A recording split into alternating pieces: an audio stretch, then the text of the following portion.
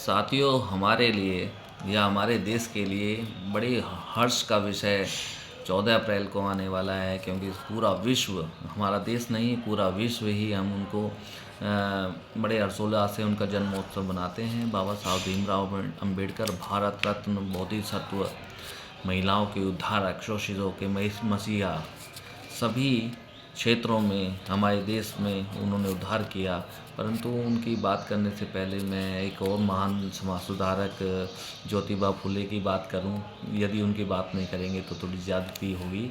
ज्योतिबा फुले का जन्म 11 अप्रैल 1827 में पुणे में, महाराष्ट्र में हुआ और वह एक साधारण से परिवार के माली परिवार में जन्मे थे। और आगे चलकर उनके अथक प्रयास, संघर्ष और उन्होंने जो अन्याय समाज में देखा, क्योंकि वो कुलीन वर्ग से नहीं थे तो उन्हें उन चीज़ से अलग रखा गया। उनको ये अन्याय पसंद नहीं आया और उन्होंने जीवन में एक संघर्ष अपनाया और आगे चलकर एक समाज सुधारक, कार्यकर्ता, विचारक, क्रांतिकारी विचारधारा के जनक कहा जाता है उन्हें, वे बने। और इन्होंने महाराष्ट्र में दलितों के लिए, पिछड़ों के लिए और महिलाओं के उत्थान के लिए बहुत अधिक कार्य किए और जीवन भर संघर्ष चला और अन्याय इन्होंने झेला। और सावित्री बाई फूले जो इनकी पत्नी के रूप में 1840 में इनके जीवन में आई और ये चाहते तो सिर्फ अपनी पत्नी को ही पढ़ा सकते थे और इतने अच्छे परिवार से थे ये, परंतु इन्होंने कुछ समाज में अन्याय और असमानता देखी, जिसके प्रति इनको एक अंदर से एक अग्नि उद्वेग जागा हुआ था। इसी कारण इन्होंने महिलाओं का उत्थान किया और कई सारे कार्य किए। पहली बार 1848 में पुणे में अपनी पत्नी सावित्री बाई फूले, जो आधुनिक युग की एक वास्तविक शिक्षिका के रूप में पेश की गई या मानी जाती हैं।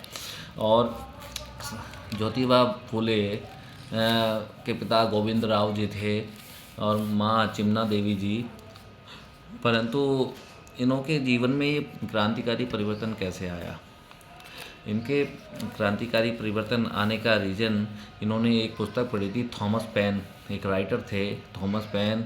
उसमें उनकी एक पुस्तक थी राइट्स ऑफ मैन जो पुस्तक थी, उनमें जो अन्याय और संघर्ष की जो कहानी और तर्कसंगत सोच इनकी जो पैदा हुई, उसी कारण हुई थी। और इन्होंने सती प्रथा, बाल विवाह, है ना, और बहुत सारे ऐसे जो कुरीतियाँ थी उनका विरोध किया और कई इन्होंने स्कूल खोले। और 1854 में इन्होंने बाल हत्या प्रतिबंधक गृह की स्थापना की।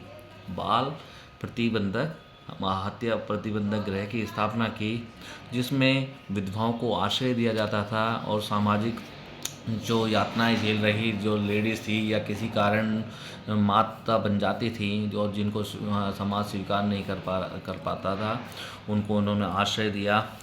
और इनकी एक बहुत ही गुलामगिरी जो 1873 में पुस्तक लिखी थी, उसमें चंद लाइनें हैं, परंतु मैं 2 लाइनें बोलूँगा क्योंकि उसी से उनका सार है कि विद्या बिना मति गई,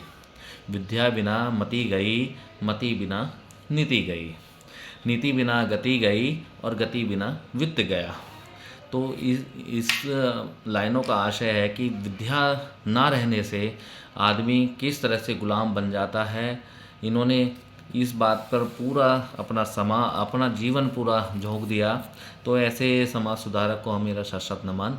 और मेरी अगली वीडियो में आप देखेंगे कि मैं बाबा साहब के बारे में एक वक्तव्य ज़रूर लाऊंगा। आप सभी का बहुत बहुत धन्यवाद, आपने इतना समय दिया। Thank you.